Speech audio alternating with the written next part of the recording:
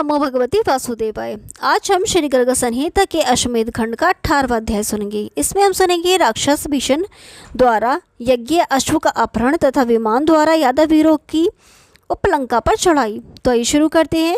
श्री गर्ग जी कहते हैं, राजन तदंतर अनिरुद्ध के प्रयास से छूटा हुआ वह दुग्ध के समान उज्ज्वल यज्ञ संबंधी अश्व स्वेच्छा से सिंगलदीप के निकट विचरने लगा।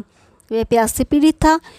घोड़े ने देखा सामने ही बहुत से वृक्षों द्वारा आवृत और जल से भरी हुई एक बावड़ी है। उसे देख वह स्वयं जाकर उसका पानी पीने लगा।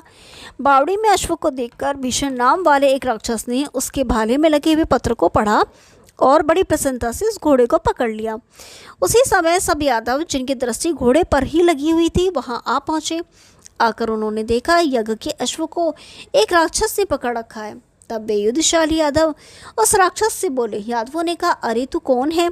जैसे सिंह की वस्तु को सियार ले जाए उसी तरह याज्ञवेंद्र महाराज उग्रसेन को घोड़े को लेकर तू कहाँ जाएगा? धूर्त, खड़ा रहे, हमारे साथ धैर्यपूर्वक युद्ध कर।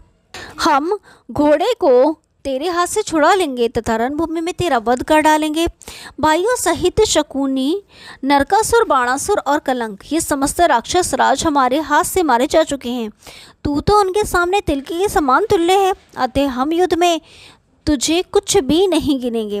तू घोड़ा देकर चला जा, नहीं तो हम तो तुझे मार डालेंगे। उनका ये भाषण सुनकर देवताओं को भी भयभीत करने वाले भीषण ने शूल, गदा और खड़ग लेकर बड़े रोष के साथ उन सब से कहा। भीषण बोला, अरे तुम लोग क्या मेरा सामना कर सकते हो? मनुष्य तो हमारे भोजन है, वे राक्षसों के सामने कौन सा पुरुषार्थ प्रकट करेंगे? तब मैं राक्षसों को लाने के लिए लंका चला गया था।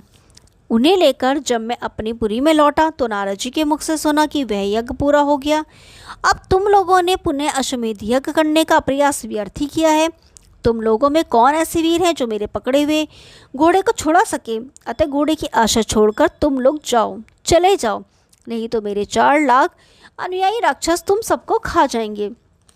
इस स्थान से 12 योजन दूर समुद्र में मेरी बनाई हुई पुरी है जिसका नाम उपलंका है। जैसे भोगवती पुरी सर्पों से भरी रहती है उसी प्रकार उपलंका निशाचर गणों से परिपूर्ण है। राजन ऐसा कहकर घोड़ा लिए आकाश मार्ग से वह सहसा अपनी पुरी को चला गया और समस्त यादव शोक करने लगे। तब अनिरुद्ध कहने लगे, भोजराज के इस अश्व को जिसे निशाचर ले गया है हम कैसे छुड़ाएंगे? उनका ये वचन सुनकर नीति कुशल साम आदि उनसे बोले, राजन चिंता छोड़ो, हमारे रहते तुम्हें क्या भय है?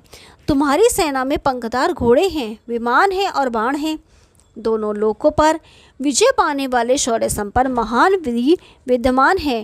राजन, हम लोग घोड़ों से यात्रा करेंगे अथवा बाणों से पुल बांध कर जाएंगे या भगवान विष्णु के दिए हुए विमानों से शत्रुओं की नगरी पर आक्रमण करेंगे। सबकी बात सुनकर धनुधारियों में श्रेष्ठ अनिरुद्ध ने मंत्री प्रवर उद्धव को बुलाकर इस प्रकार पूछा। अनिरुद्ध बोले, मंत्री प्रवर शामकर्ण हमारे हाथ से चला गया, अब हम क्या करें? भगवान ने आपके आदेशानुसार ही कार्य करने की आज्ञा दी थी, अतः आप कोई उपाय बताइए। मेरे सब चाचा लोग जो उपाय बता रहे हैं वह आपने भी सुना है। यदि आप भी आज्ञा हो जाए तो मैं वह सब करूं। अनिरुद्ध की बात सुनकर उद्धव जी लज्जित होकर बोले, भैया मैं तो श्री कृष्ण का और विशेषतः उनके पुत्रों और पौत्रों का भी सदा दास हूँ, निरंतर आज्ञा में रहने वाला सेवक हूँ।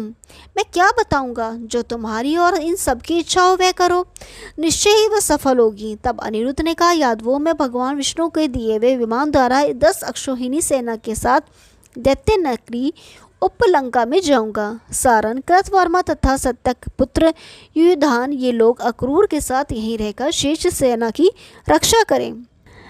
ऐसा कहकर अनिरुद्ध श्री हरि के 18 पुत्रों उद्धव, गद और विशाल सेना के साथ भगवान विष्णु के दिए हुए विमान पर आरूढ़ हुए। श्री कृष्ण के पौत्र और यादव वीरों से युक्त वह सूर्य बिंब के समान तेजस्वी विमान अपनी शक्ति से चालित होकर उसी प्रकार शोभा पाने लगा जैसे पूर्व काल में कुबेर का विमान पुष्पक श्री राम और कपिराजस से युक्त होकर शोभा पाता था। ओम नमो भगवती वासुदेवाय। कल 19वां अध्याय सुनाएंगे, तब तक के लिए नमस्कार।